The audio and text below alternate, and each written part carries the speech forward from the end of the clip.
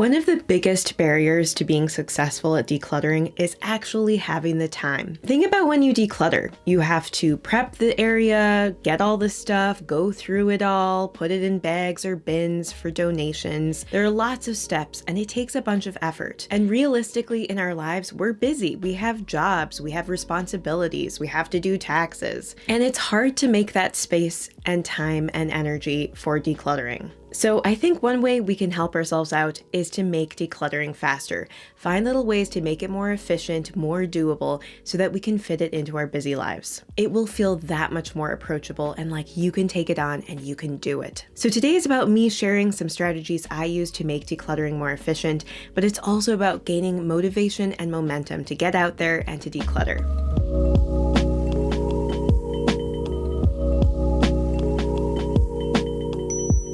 Perhaps the most important is the last one I'll mention, so be sure to stick around.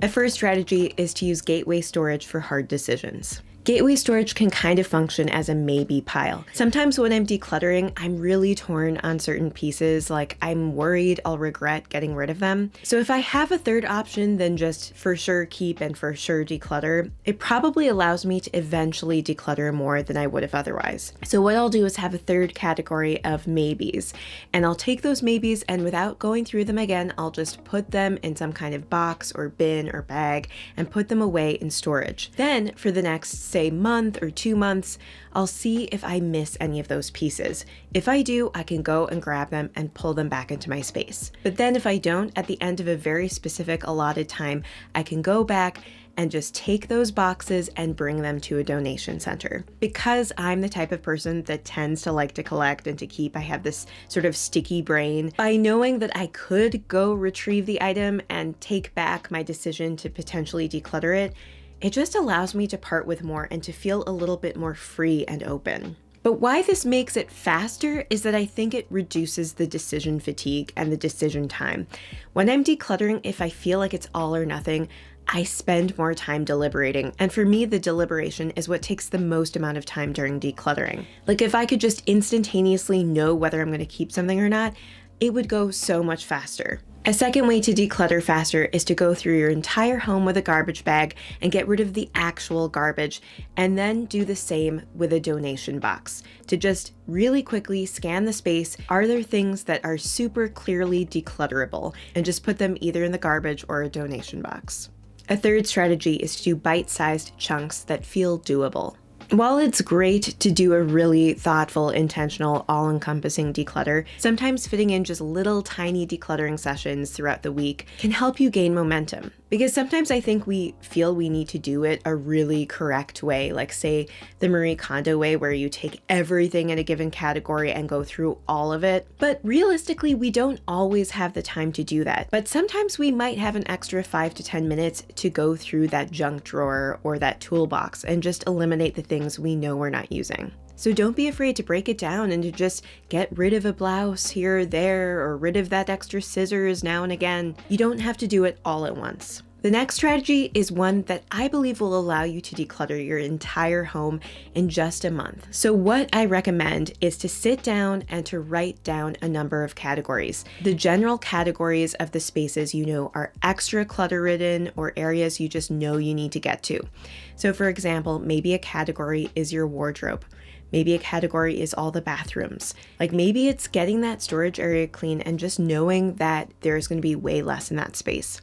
Once you have a list of between like 4 and 8 categories, schedule them into your weeks. Maybe every weekend you have one day where you spend a few hours decluttering that space. And by telling yourself, I'm going to get this done in like a month or 6 weeks, however you have it scheduled out, it helps motivate you to stick to it and to actually engage in that declutter each weekend. Somehow devoting just like one morning or one afternoon each week on the weekend to decluttering doesn't feel impossible. But I think the key part of this is to be very thoughtful about the ordering, going at the areas that are high yield first, and being realistic about the amount of time and energy you have in your week. A fifth strategy is to get help. Ask a family member or even a friend to help you out. And maybe they can't do everything, but they might be able to help with aspects of it. Like the other day, I asked my husband, Andy, to help me clear out some dead plants from a couple of pots. And that was something that was just a clearly defined task that didn't take a lot of thought or effort, but was something I was procrastinating and just hadn't gotten around to. And it made such a difference to have him do that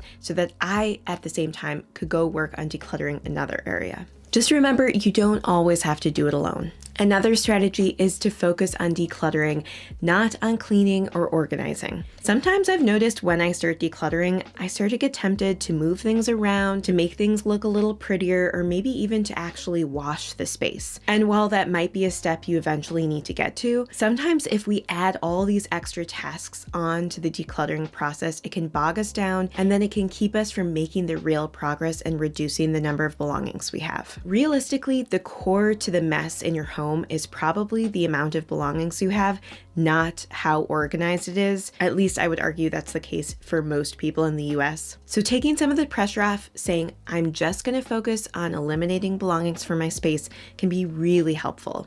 A seventh strategy is to figure out an efficient, streamlined way to eliminate belongings from your home. For example, taking the decluttering boxes or bags and putting them directly into your car so that the next time you're out and about, you can bring them to a donation center. Or having a donation box that's always in a set place that you can just throw things when you know you want to eliminate them. There are a variety of strategies, but just be thoughtful about what would make the actual elimination of objects easier for you. An eighth tip is one I really like and I believe is one of the most effective strategies, and it's to pair decluttering with something you enjoy. One way is to pair it in the moment with something you like, so listening to a podcast that's really fun, or watching a movie in the background while you declutter. Now, I know some decluttering experts say you should really focus on the process, but I think once you really hone that decluttering skill and build that muscle a bit, you can multitask a little bit if it's just going to help you be excited to declutter. Because honestly, I think one of the biggest barriers is actually initiating, getting started in that moment and saying, today I'm going to do it. And then a second way to pair it with something you enjoy is to just say, at the end of every declutter, I get to do something for myself. And maybe it's something specific, like going out and getting a coffee, or going out to dinner, or something that you enjoy. This is actually inspired by a social psychology construct that's been researched called temptation bundling, where you pair something you don't really like doing, but you know you need to get done, with something you thoroughly enjoy. Another strategy to make decluttering more efficient, and honestly, I believe this one is the most important, is to take a little time before you declutter and make sure your mindset is in the right space. Prime your brain by reminding yourself what your dream life looks like. For me, I just think about how much less stress I will feel and how much more free I will feel if my space is more streamlined and open and less cluttered. I think about all the activities I could do and people I could spend time with and experiences I could enjoy if I just had fewer belongings. I also think it's helpful to listen or watch a lot of minimalist content or talk about the concept with your friends and family. A lot of building that decluttering muscle, I believe, is actually just building that mindset and building that momentum mentally. I'm able to go in and then interrupt myself when my thoughts go haywire. I'm able to stop myself and say, hey, Aylin, you're overthinking this. Why are we doing this? And I'm able to make the right decision for my values. You could even watch this video right before you declutter, just to remind yourself that you can do it and that it's all about just letting go and being okay with the doubt of life and the risk that maybe you'll regret decluttering something, but it will be worth it in the long run. So those were my ideas. I'd love to hear yours too if you want to share in the comments. If you like this video, please give it a thumbs up. That's a great way to support the channel. So if you take a moment to do that, I'd really appreciate it.